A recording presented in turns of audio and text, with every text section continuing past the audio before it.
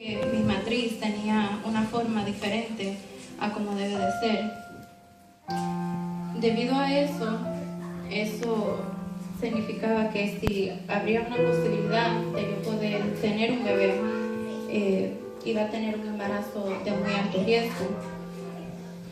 Y como humana, pues de una vez me puse muy nerviosa, comencé a llorar, muchas cosas pasaron por mi mente y no podía entender. Yo solamente tenía 20 años en ese entonces. Aleluya. Y estaba recién casada y yo no pensaba que una situación así, con mucho respeto, pero yo pensaba que eso era ya como para gente más mayores y yo no estaba preparada mentalmente para lidiar con una situación así.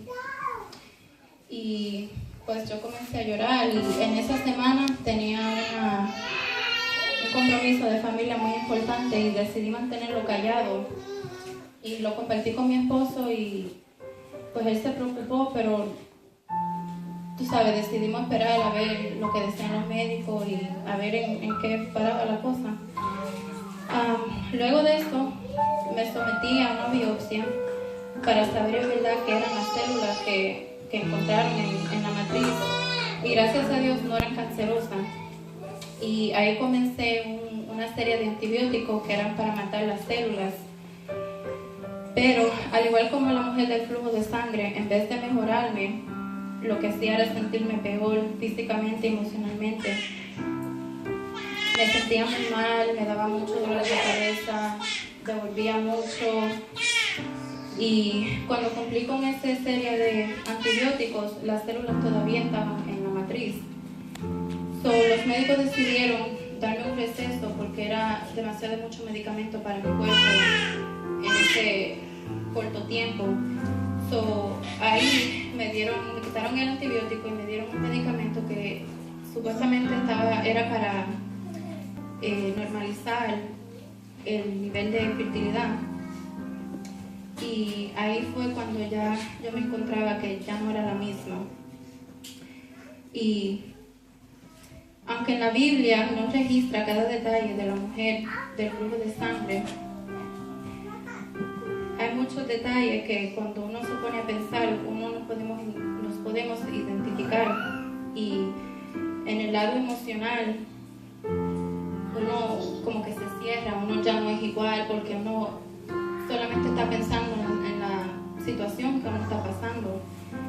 Y pues yo entré en una depresión calladamente. En ese entonces mi esposo trabajaba de noche y yo cogía las noches para encerrarme en la habitación a llorar y le reclamaba a Dios por qué todo esto me estaba sucediendo y le preguntaba a Dios qué iba a pasar con mi matrimonio si yo no le podía dar un hijo a mi esposo.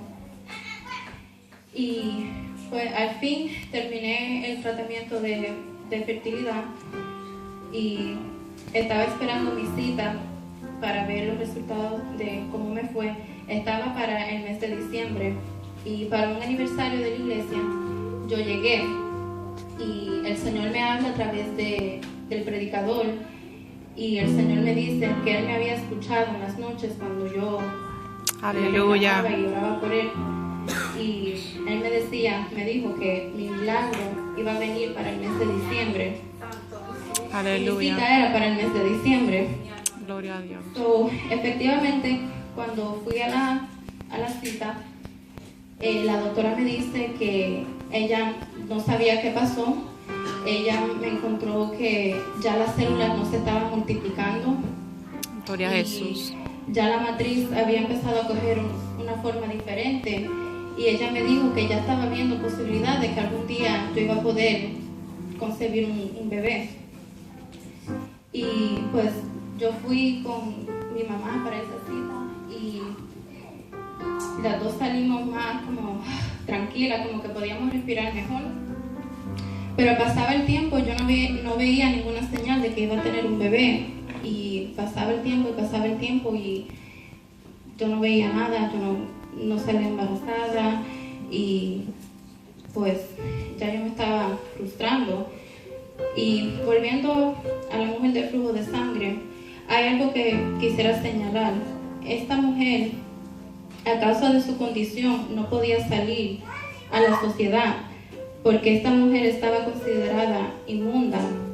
En Levítico capítulo 15, versículo 25 dice: y la mujer, cuando siguiera el flujo de sangre por muchos días fuera de tiempo de su costumbre, o cuando tuviera flujo de sangre más de su costumbre, todo el tiempo de su flujo será inmunda, como en los días de su costumbre. Y hay situaciones en nuestras vidas que nos aíslan por completo de la sociedad y de nuestras familiares. Y yo comencé a ponerme más depresiva otra vez, pero esta vez mucho más fuerte. Sentía que mi esposo ya pensaba menos de mí. Sentía que cada vez que la gente me preguntaba ¿cuándo vas a tener un bebé?, me frustraba más. Ya yo estaba a la defensiva, rebelde, no quería que la gente me preguntara. Llegó un punto que yo decía: yo no quiero tener hijos, yo no estoy ready, yo no quiero esto. Y fue mi manera de yo protegerme, mis sentimientos yo misma, pero no me estaba dando de cuenta que yo estaba confesando algo que tenía poder en lo que yo estaba diciendo. Lo que tú dices tiene poder y uno no se da cuenta de las cosas que uno dice a veces. Y pues ya la gente ya me tenían frustrada y me estaba trayendo problemas en mi matrimonio, porque ya mi esposo y yo estábamos discutiendo a cada rato. Él ya no sabía cómo tratarme, cómo tratar conmigo, porque yo salía disparada, así, a veces sin pensar del mismo estrés. Y una noche yo llegué de mi trabajo bien cansada, bien frustrada, estresada y con este problema en la mente que ya me tenía bien agobiada. Y nosotros tuvimos una discusión bien fuerte y mi esposo se fue de la casa muy airado conmigo. Él estaba bien molesto y antes de irse él me miró y me dice: Leslie, es que ya yo no sé cómo hablar contigo, yo no sé cómo tratarte, yo no sé. Y se fue muy molesto. Y yo me acuerdo que yo me quedé con una tristeza bien fuerte y comencé a llorar bien desconsoladamente, cuando de repente me da un dolor muy fuerte y me asusté porque casi ni podía caminar. Y me di de cuenta que había empezado a sangrar y pasaba el tiempo y el dolor se ponía más grave y el sangramiento no paraba. Llegué a la sala de emergencia y me hicieron varias análisis y la señora entra, la enfermera, y me dice: ¿por qué tú no me avisaste que tú estabas embarazada? Y yo me quedé confundida y yo le dije: porque yo no estoy embarazada. Y ella bajó la cabeza y me dice: ven conmigo que tenemos que hacerte una sonografía. Yo me paré y en silla de ruedas me llevaron porque yo no aguantaba el dolor, era demasiado fuerte. Y después de una sonografía, con mucha pena, ella me miró con la cabeza baja y me informó que yo acababa de sufrir un aborto. Santo. Y desconsoladamente yo empecé a llorar, le reclamaba al Señor por qué me sucedía esto, porque yo no podía entender, después de todo lo que estaba pasando, de todas las situaciones, por qué el Señor me da la posibilidad de salir embarazada para perder una criatura. Yo no entendía. Santo y Dios. Pues eso me causó mucho dolor. Y me llama la atención que en la Biblia dice que la mujer del flujo de sangre nunca la describen por su nombre. Ella no tiene un nombre, no describen su personalidad. En verdad, solamente ella está describida en la Biblia como la mujer del flujo de sangre. O sea que esa era la identidad de ella, su condición. Y yo me sentía que ya la condición que yo estaba pasando era mi identidad. Yo le expresaba y decía mi condición, mi problema, mi enfermedad. Y eso no es de nosotros, porque ya el Señor Amén. pagó eso en la cruz del Calvario. Amén. Y pues ya yo me sentía que yo no tenía esa identidad, que no era yo misma. Y también dice que esta mujer sufrió esta condición por 12 años. Ella sufrió físicamente este agobiamiento, emocionalmente, los problemas financieros, en todo lo que está la condición. Ella lo vivió por 12 años.